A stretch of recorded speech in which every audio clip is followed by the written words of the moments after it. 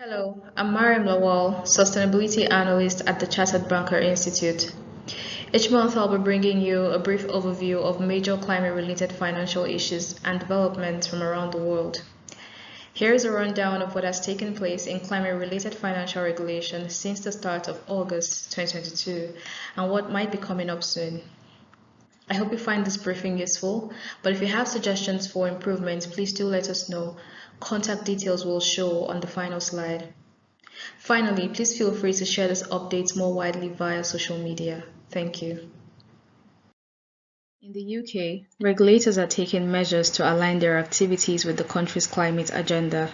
The UK Financial Conduct Authority, the FCA, has set up an ESG advisory committee.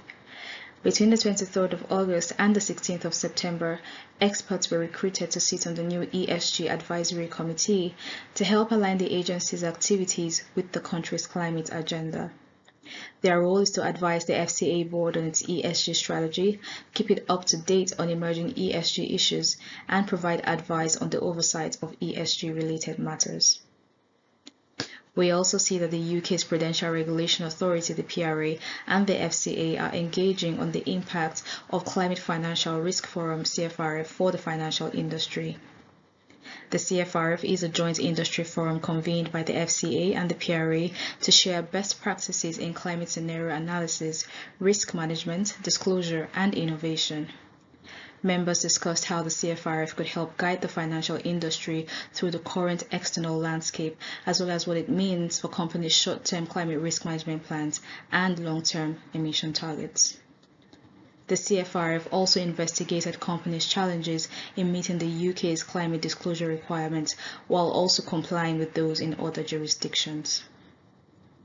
Members were generally supportive of the climate disclosure standards proposed by the International Sustainability Standards Board, ISSB. However, they believe any global standards should align with reporting standards in other jurisdictions. CFRF members are expected to meet in October to discuss any new developments. In Europe, there might be implications for banks to enhance disclosure and transparency measures in response to upcoming regulatory requirements. The European Commission has tasked the ESA's European supervisory authorities to report on the impacts of greenwashing practices within financial markets in the EU. The report's focus is anticipated to include the implementation, supervision, and enforcement of sustainable finance policies aimed at preventing greenwashing. In addition, the team has also been tasked with making recommendations for the best course of action. This is to effectively demonstrate the magnitude and frequency of such practices across the EU and to outline supervisory practices and tools that are necessary to counteract greenwashing practices. Progress reports are expected on the 15th of August 2023, and final reports are expected to be generated on the 15th of August 2024. In Australia, the RBA, Reserve Bank of Australia, says lenders need to enhance their risk management procedures in order to face physical climate risks. When it comes to managing financial risks associated with climate change, banks still have more work to do, according to an RBA official. Lenders need to improve systems and procedures to bring their risk management up to par, according to Jonathan Kearns, head of domestic markets at the RBA. He noted that lenders had less expertise modeling financial implications of climate disasters than insurers, and also emphasized the impacts that physical climate risks could pose to Australian mortgage lenders. Jonathan added that home values may decrease in places with physical climate threats, making it more difficult for mortgage debtors to refinance or sell their properties.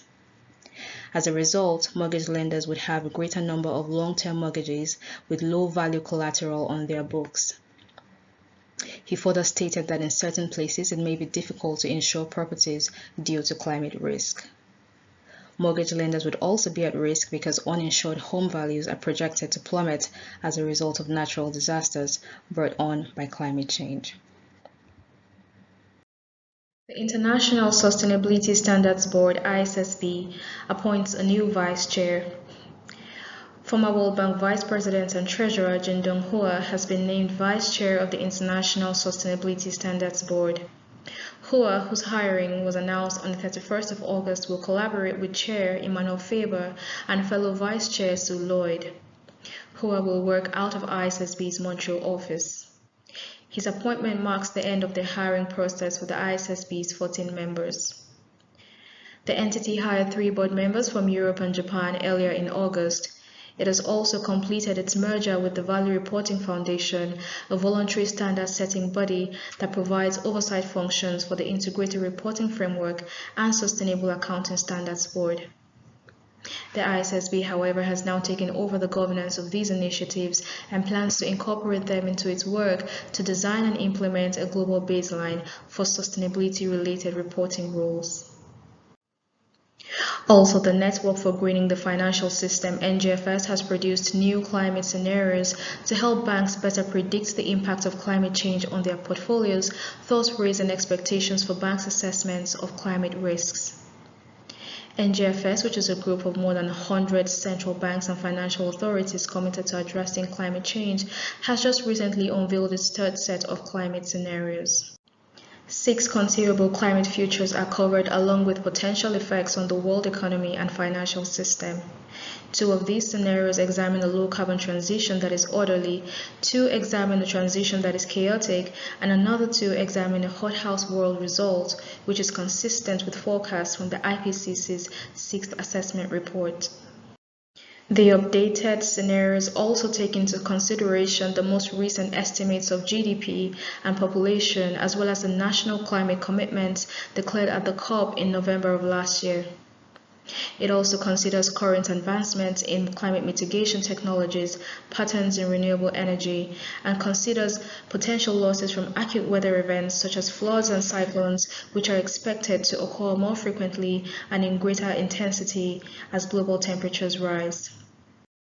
In comparison to previous attempts, these scenarios are more extensive, thus financial institutions should typically be better able to assess how exposed their portfolios are to extreme weather, ongoing physical hazards, and different countries' climate-related policies. Lenders and other financial market participants are under increasing pressure to honor realistic transition plans as G7 corporations' climate goals exceed the Paris warming target. A recent data study of the decarbonization commitments made by more than 4,000 G7 companies shows that the pledges and targets are not ambitious enough to keep global warming to the Paris Agreement goal of 1.5 degrees Celsius. The report, which revealed that companies are aligning with a 2.7 degrees Celsius future, has driven financial market leaders to call on high-impact businesses, as well as their lenders and investors, to set and adhere to targets with solid transition plans immediately if the world is to see and to meet the Paris Agreement target. And lastly, Federal Reserve is set to run a pilot microprudential scenario analysis exercise on Wall Street banks. The Federal Reserve and 2 other federal financial authorities, the Office of the Comptroller of the Currency and the Federal Deposit Insurance Corporation, intend to start a pilot microprudential scenario analysis exercise to determine how much climate change may affect Wall Street banks in 2023. The regulators have noted that this will help the central bank evaluate the long-term financial risks related to climate change that the largest banks face and provide guidelines on how these institutions are expected to identify, quantify, monitor, and manage these risks in light of the imminent climate crisis.